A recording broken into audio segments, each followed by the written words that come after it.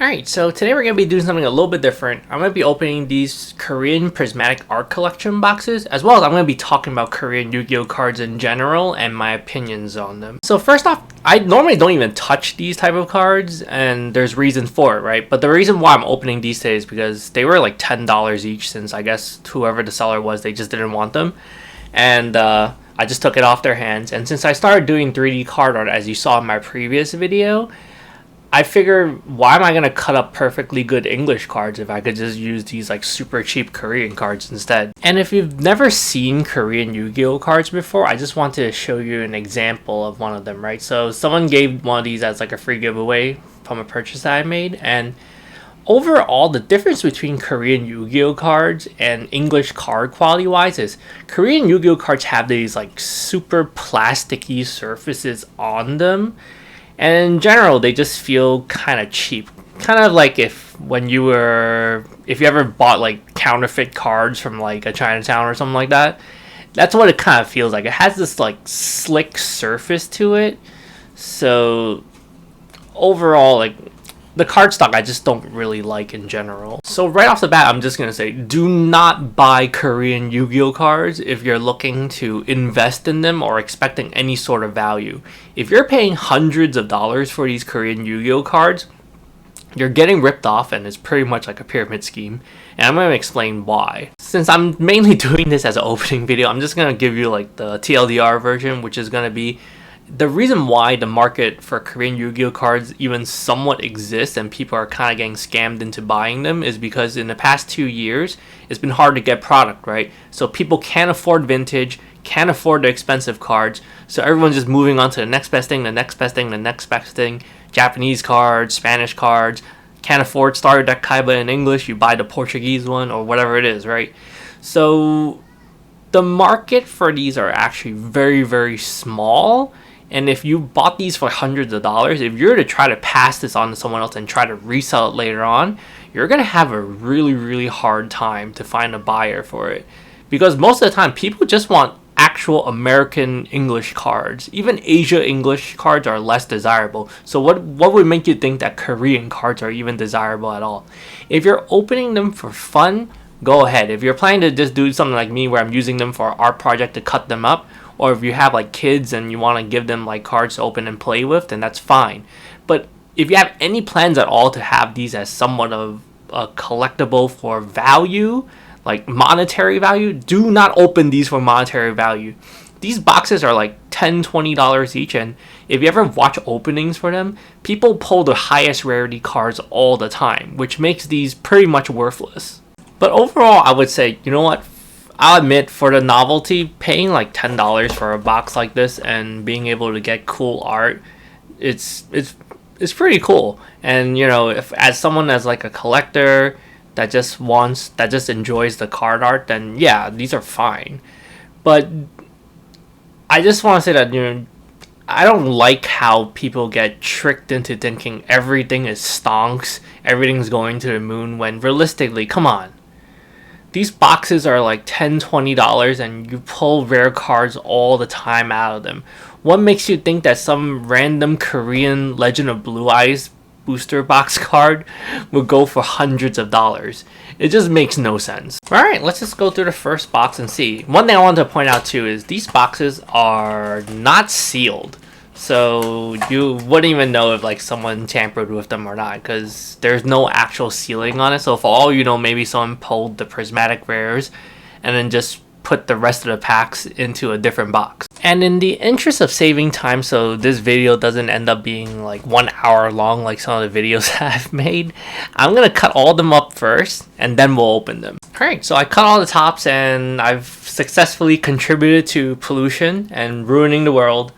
And one other thing I wanted to point out is the reason why I wanted these is because I came up with the idea of like, I really like foil cards in regards to cutting them up for 3D card art, and it's just way too expensive. If I were to buy foil cards in English, sometimes they're like $4 or $5 each. There's no way I'm spending $4 or $5 for like 20 copies of one card just to cut them up. So these cheap Korean cards are perfect for it.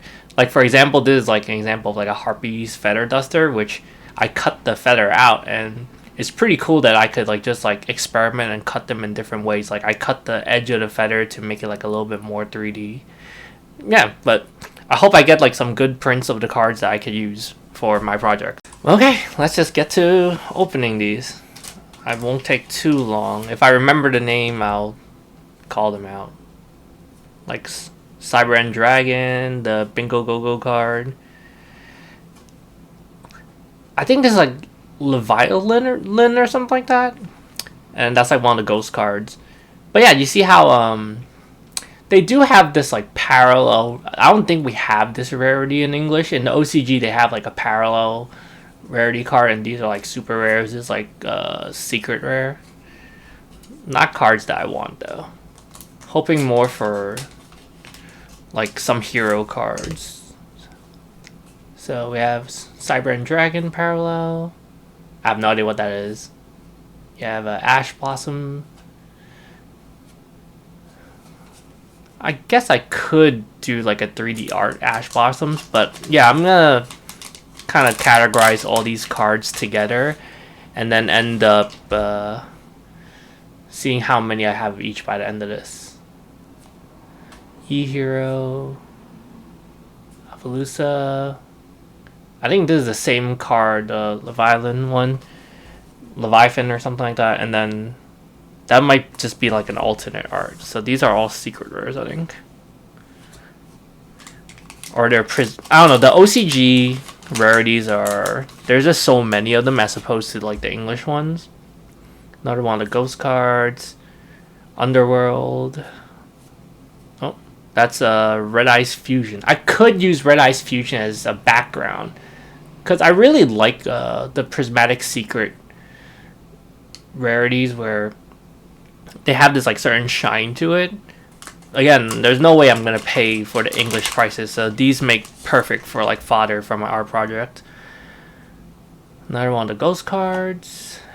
The Dark Magician. I forgot the name of this one. This Firewall. Okay. But yeah, I see people selling like the Korean god cards, and I don't know why people pay like hundreds of dollars for them. Just makes no sense. Oh, I already see something. A Karibo, Elemental Hero, E-Hero Call, Ghost Ogre. I have no idea what this card is, but I think this is Prismatic. This is like a kind of like a Starlight rare. Let me go ahead and sleeve this first. Alright, so I sleeved it up, and I just realized the irony behind me saying these cards are worthless and me actually sleeving it up. But I checked on eBay. These are worth like less than $10 and no one even buys them. But overall, I would say it looks pretty cool. I think there's like one of those like pendulum cards. I think like a pendulum summoning card art. But again, right, I think with a card art like this, I could end up cutting the border for my 3D card art, or just using this as a background, and it will look really cool, as opposed to what, am I ever gonna buy a Starlight rare to use to cut up in English? No, I would never do that. Alright, so let's go ahead and blast through the rest of these packs. So far I would say I have some cool arts that I could potentially use, like the Underworld guide. So we have Dark Magician, another Red Ice Fusion. This one is not, this is just like a regular parallel. I guess they have different rarities of the same cards. So a Starlight Support Trap card. Alright. Yeah, I saw like there's like the Starlight Masquerinas, and people were paying like a couple $100 for them. I think that's a Destiny Hero Plasma. Oh, and then an alternate art for the Underworld Tutor. Underworld Guide. Underworld Tour Guide? But yeah, like a card out like this I could cut up and bring her to the forefront and then mix it with the other card art. So there are just so many things I could do.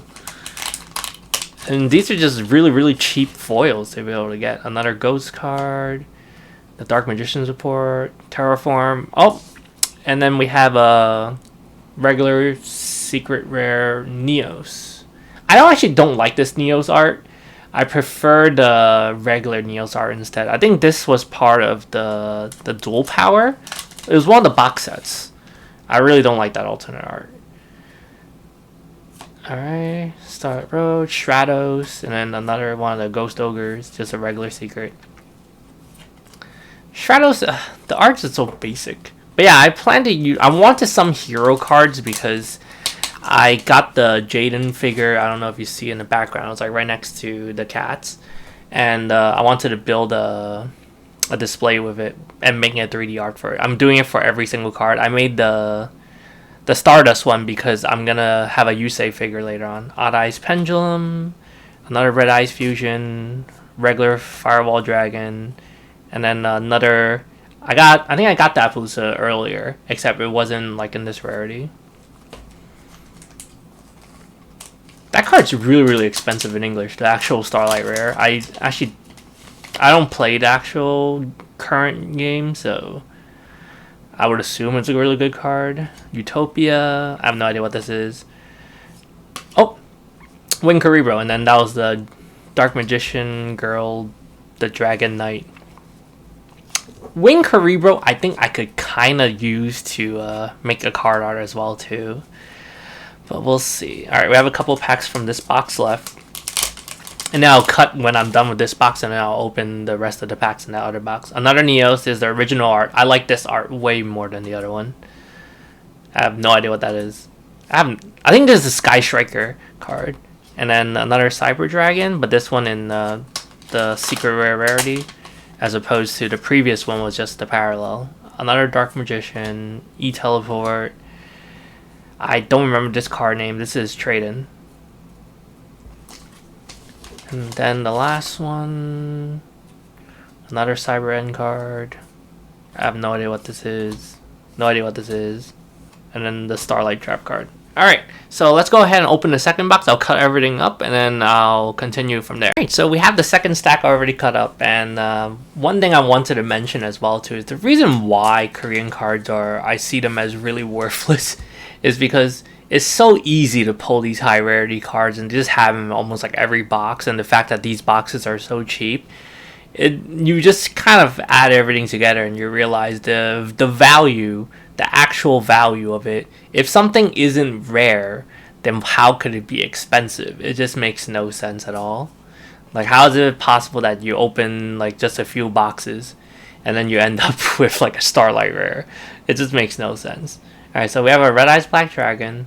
But again, like, the fact that I could get a holo card that I could use for art purposes is really nice. But again, I also want to bring up as well too, like, the cards just feel so cheap. Like, they have this like shine to them, like this like plastic shine to them, and it just feels really cheap overall as compared to, like, if you ever get a chance and feel these in your hands, you'll see what I mean. Cyber End, Bingo Machine, another Appaloosa, and then just another whatever that magic card is. But yeah, this is gonna work out really well in regards to just getting like hollow foil cards, and I could use them as borders as well too. So IP Masquerina. Again, I saw someone poll, they have like a Starlight Rare version of this, and I really have no idea why someone paid like, I think like a couple $100 for it. It's just insane. Just don't fall for these traps. Just don't buy these. Another Utopia. I have no idea what this card is. Another IP Masquerina, and I guess that's like a Striker support card. Oh, Stardust Dragon.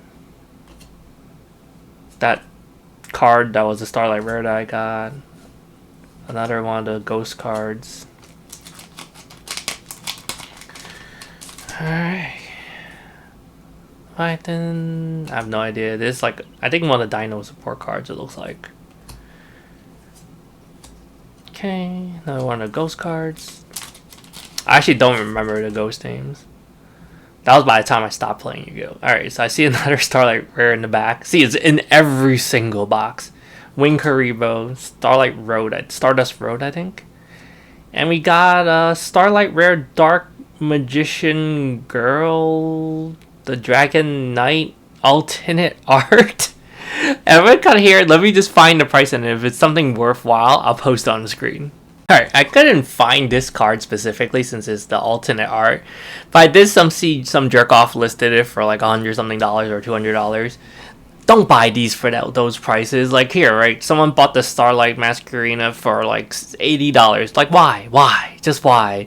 These boxes are like less than $20, and every single box has like a Starlight rare. Just they're not worth this money. The only reason why people are selling at these prices because everyone thinks like they're stonks or something like that, but it's not. These cards are almost like worthless. And also the fact that I already got the Starlight rare from these packs means that I probably don't have a Starlight rare in the rest of the packs, right?